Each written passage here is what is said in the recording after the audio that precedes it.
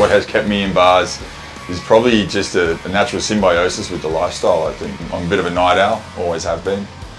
And I don't know, it brings me a lot of joy to help people have fun, is I think that is something that I'm also having fun whilst I'm doing that as well. So yeah, it's even today, 23 years in, I still enjoy facilitating people's nights out. What got me into bartending in the first place was I was 18, kind of just finishing school, and I'm not embarrassed to say it, but I saw the movie Cocktail and I thought that would look like fun. I think there are some, all in all, the industry is pretty much the same fundamentally, although we are seeing awareness of mental health, which I think is a good thing. There are obviously pitfalls here and there, but I think fundamentally, the lifestyle of it hasn't really, for me anyway, hasn't really changed. Well, at least I haven't seen any kind of great changes. I think the scene in Sydney has gone, the cocktail bar scene in Sydney really has kind of exploded in the past 10 years, which has been fantastic to watch. But yeah, it's, I don't really see any huge kind of fundamental changes to the industry or the lifestyle that I've been leading for the past 20 years. But it's an industry that attracts people who want to be part of that scene. If you don't want to be, if you don't like late nights, or you don't like going out drinking, you don't like doing this stuff, then what are you doing here? Yeah. There are a lot of other jobs you could be doing. So it's the hardest thing for me anyway, has been finding a balance between healthy and, because we spend so much of our time in the nightlife and we're meant to be there, and it can be very easy to get caught up in the scene, and your Sunday or your Saturday night can turn into a Tuesday morning pretty quickly. And so it's finding that balance and learning to say no. Also, don't always need to say no. It's part of, we have our fun when people after hours, so don't always say no, but at the same time you need balance is really important. Eating right, getting enough sleep, exercising, all that kind of stuff. It's something I've learned to really appreciate in my old age. So I would definitely advise people to focus on the balance early on. Try and sleep regularly, exercise. Do that early on and get that habit started early. For people who are in this for a career, some people who they're tourists and they're in here just to kind of while they get through uni, and that's fine. They've got their own. That's a completely different story. But if you're in this for a career, then yeah, definitely you want to focus on balance and kind of have your fun, enjoy it, because there's a lot to enjoy, and it's a really fun industry to be in. But yeah, just keep your head about you. And don't maintain your balance. The mistakes that I see a lot of younger people making is lack of attention to detail. Okay. And it's not just in the cocktail making, it's in every aspect of just what their role is behind the bar. I guess because I'm now an operator, I've come from a long line of people pretty hard-ass bosses who, there's a lot of attention to detail, and it's because when you own a venue, you see a lot more, and attention to detail is definitely the one that I would kind of pick up on, because kids you need to treat it as it's your bar, taking ownership. And it was always something I don't know if you've heard, I was always told when I was young, take ownership in your venue. I now fully understand what that means. It's getting your staff to feel as though this is their venue, this is their space as well, and taking pride in their space. But that can be a bit of an ask for someone in their early 20s who's just kind of doesn't really know if they want to make this their career yet. Yeah, it's definitely something that it's something that comes up constantly, is a lack of attention to detail, and getting the younger generation to kind of pay more attention to the little things. Because the little things, if you take care of the little things, the big things fall into place. Cliche, but it's true. Ultimately, the experience that your customers have is the most important experience. It doesn't matter. It's all these industry awards and things, they're not that important. What's important is the interaction that you have with each and every customer that comes to your bar. As I've known bartenders that are fantastic at making cocktails, that win competitions, but you put them behind a bar and they're not the most fun bartender to be served by.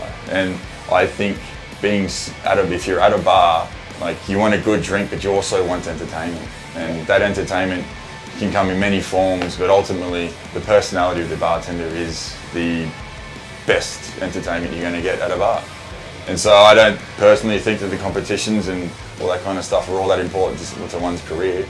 I mean, they can definitely help you, they definitely can. But if you're just good at your job, it will be noticed, yeah.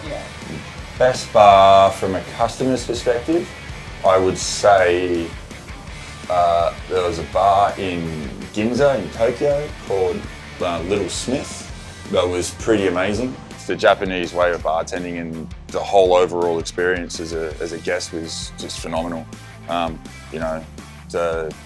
Like no menus, you sit down, you walk into a bar, you get given a business card by the bar manager, and he's got a little perfect stamp of his face on the card. It was crazy. Like the cocktails were just off the chain. The Japanese, they just do everything in that regard. The hospitality, do everything a hell of a lot better than we ever could here. From a worker's perspective, I'd have to say, now this was a bar back in the day, but it would have been the Baxter Inn when I was working there back in 2012. It was a pretty amazing team, right, with a company that was really going places very quickly. It was just starting to blow up, and there was just a camaraderie with the crew, and like the fun that we had. I've never been paid to have that much fun, and I don't ever will get paid to have much fun again. The importance of the crew is it's invaluable. It's so to have that synergy and to have that kind of that flow. It's vital. Not vital. You can kind of get by, but it's things get stagnant. It's just not okay. So I definitely think having a crew that are tight and having fun together, and then that just radiates over the bar, and the customers pick up on that, and like next thing you know, you have this crazy nights, and everyone's getting involved, and all this crazy shit's happening. Yeah, that's what it's all about, really. Yeah. These days, my best night would it's actually a lot more tame than what it used to be. Start out with a couple of drinks at a decent cocktail bar with good company. Doesn't necessarily have to be a large amount of people, like one person, a good mate. Go out, get a feed, something decent to eat. After the feed, go ahead and hit a couple of bars, and don't necessarily get too hammered, but just go and chat to a lot of the see the people I don't always get to see because we're always busy. That's kind of what I tend to have a pretty satisfactory night. For a long time, it was very difficult to maintain friendships out of hospitality because everything would always happen on weekends. But since I've got into being an operator or an owner-operator, my weekends I've made a conscious effort to free up a lot of time to maintain friendships out of hospitality. I obviously have a lot of friendships within hospitality, that goes with the territory, but it's pretty important to me that the friends that I make outside of hospitality, I maintain those because it's just for mental health and sanity. I definitely don't think that hospitality as an industry is taking a hit. If anything, what's going to happen is a lot of the fat will be cut, and the guys who are really here to stay and really care about providing good hospitality to people, the operators that do that, they're the ones that are going to stick around. If anything, it has galvanised my belief that people need to have social interaction. Ain't cool.